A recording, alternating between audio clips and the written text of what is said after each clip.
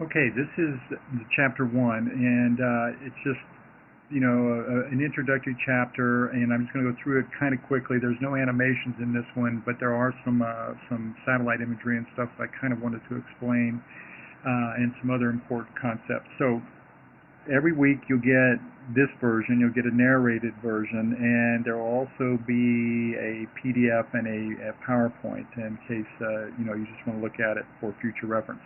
This will come in scenes. You can stop, use it to search, and so forth and so on. So it's pretty easy to navigate through, but it allows me to show you and emphasize the things that I want you to see. There's me, and that's my email address. I'm a associate professor down at CSUN, and I've been at Oxnard for 15, 16 years now. There's the book again. I don't think I gave it a very good, so maybe if I hold it up a little better. So it's Elemental Geosystems, Christofferson, and this is actually I put 8th, but it's the 7th. So get whatever edition you can, as long as it's the 6th or 7th. And 8th might be out. If it is, that's fine. If it's not, 7th is perfect. Okay. This is for this lecture, just to go through some stuff, just kind of what geography is. The book works off what they call the Earth systems concept, which is the way most physical geographers approach it, and I'll go over that with you. Two things, though, that are important: location and time on Earth. If you're also taking the lab, this will be the first lab as well, and then maps, scales, and projections will be the second lab. But just so you'll know what you're looking at when you look at the maps and so forth in the book. And then a quick little bit on remote sensing and GIS. That is the future of, well, it's the present of geography, but it's always evolving, and it is the future. If you're interested in this kind of thing, it's an incredibly well-paying job, especially if you go on and get your master's and PhD. But even at entry-level stuff, it's an up-and-coming field, and especially if you're mobile. Can move out of California. But if you're interested in these kinds of things, email me, and I'll be glad to help you. We at Northridge, we have a great program, and we offer a full ride for 2 years for transfer students that come to Northridge and become geography majors. So again, if you're interested in this kind of stuff, make sure and let me know, and I'll help pave the way for you. Geography, very simple. It just basically means geo, Earth, graphy, writing, so it's just literally what's written on the surface of the Earth.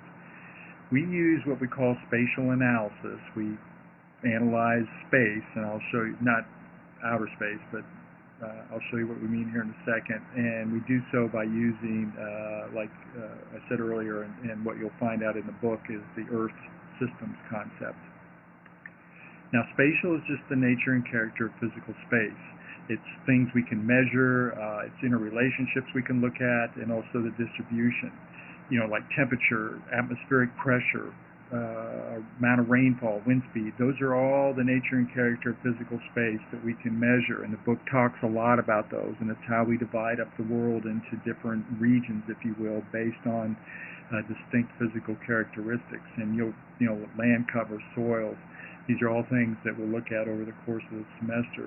Interrelationships, well, there's a very important relationship between the temperature and the amount of rainfall. We'll look at that, for example. And then the distribution. When you combine all these things together, along with the amount of sunlight, and when you get it, it allows us to classify the Earth into climatic regions. And I think that comes up in around chapter 6 or chapter 7, and we really get into that. It's kind of fun and kind of interesting to look at.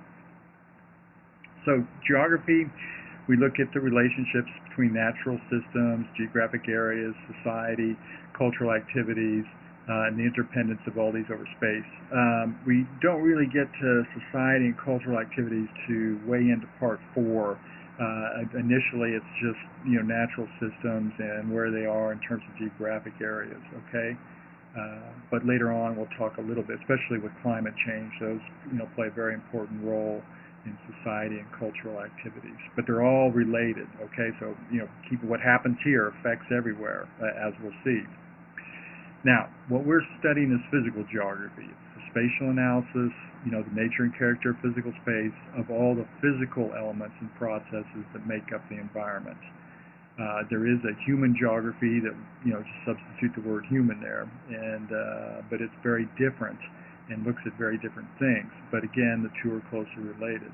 But in this book, in this class, we're just looking at physical elements and processes that make up the environment. And like I said, the book uses the Earth systems concepts. The Earth is what we call an open system. It has an input and it has an output. That makes it an open system. Within the Earth's open system, there are closed systems, one of which, just think about it, it has an output but no input. And that would be like oil. We're not making any new oil, we're just extracting what's already there, and so that is a closed system. Now, importantly, and one of the main things you have to remember for the whole semester is this: in an open system that has an input and an output, the Earth works very, very hard to keep this in equilibrium. Some places of the Earth are very cold, but then some places are very warm. So in the end, the Earth says, well, let's make some places where the temperature is just right. Some places are really dry, some places are really wet. But the Earth says, okay, let's make things equal, and we'll have places where there's just the right amount of rainfall. Some places are dark, some places are light over the course of 24 hours, and the Earth says, well, let's equal that out. So some places get equal light 24 hours a day. 24 hours a day, 365 days a year at the equator, for example. And we'll get into that next chapter, Chapter 2, Chapter 3. But again, we are an open system, and you can look at it this way. Here's your car. The inputs. Well, you got to put gas in it. You have to have oxygen, to go into your carburetor. You have to have oil to lubricate the parts, water to cool it down, tires so it will roll forward or backward if you want. You have to have all the resources that go in to make it, and if you didn't pay cash, well, you have to make payments. So that's the inputs. So energy, material, conversions, and storage. What comes out of it when it moves? Well, exhaust gases. So that's the output. The input, output. It creates heat energy, mechanical motion. You use up the oil, so you get oil waste. You use up the tires, you get used tires. Eventually the car just reaches it gets old, so it gets scrapped, and you have scrap metal and plastic. And if you're paying on time, well, you have debt. So that is a very easy way to see this as an open system, where you have inputs and you have outputs. So you have energy, the forward motion, and you have material conversions. Things that have been converted from one thing to another. So that's your open system. A leaf is another one. There's the sun, here's your leaf. Leaves are living things, so they, in essence, kind of breathe, for lack of another word. They have the input of H2O, water. Sunlight strikes the leaf, and we'll get into that, I think, next chapter, Chapter 2. And also the CO2 that's in the atmosphere.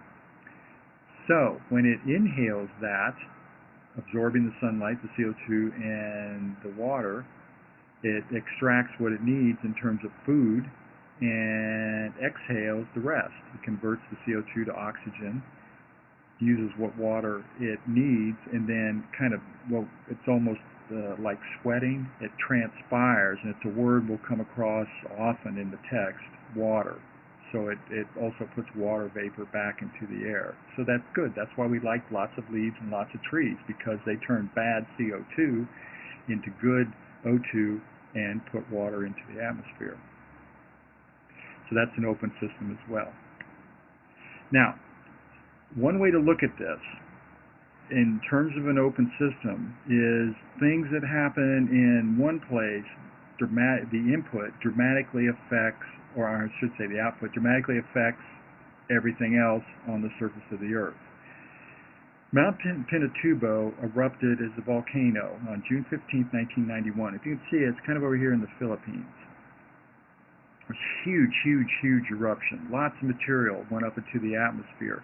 goes high up, gets caught up in the upper atmosphere winds, which we'll talk about in a few chapters, taking with it ash, sulfuric acid mist, go up to the atmosphere.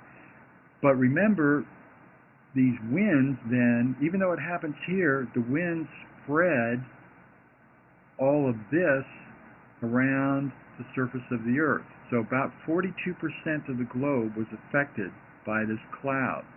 It changes the reflectivity. It increased the reflectivity, which means less sunlight gets to the surface of the Earth, so it gets cooler under this.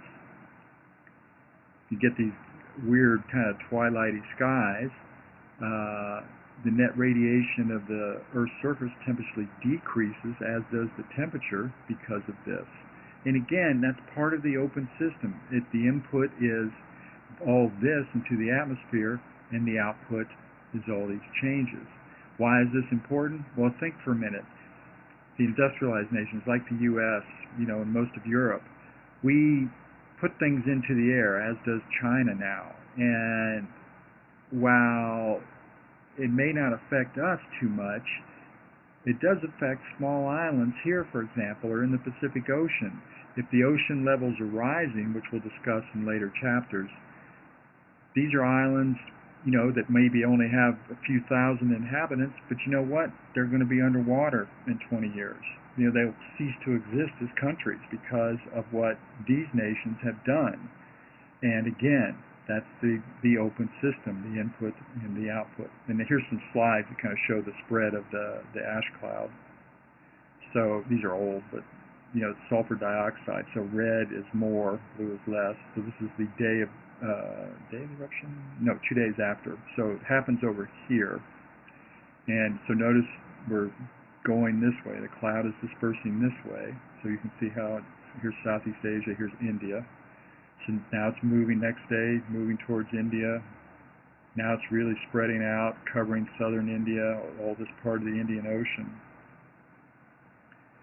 So in 4 days, it's spread already. This cloud of sulfur dioxide has left the original point of eruption and moved into the Indian Ocean.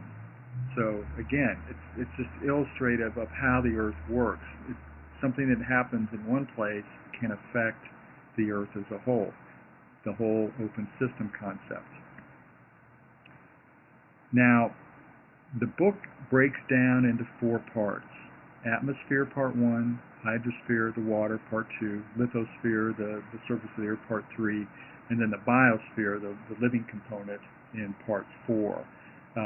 So, there's, I think 8 chapters in part 1, for example, or 7 chapters, 7, I think, in part 1, and we'll go through those. That'll be your first test and so forth. But notice how they're all related. So just, pay attention to this in the book. So,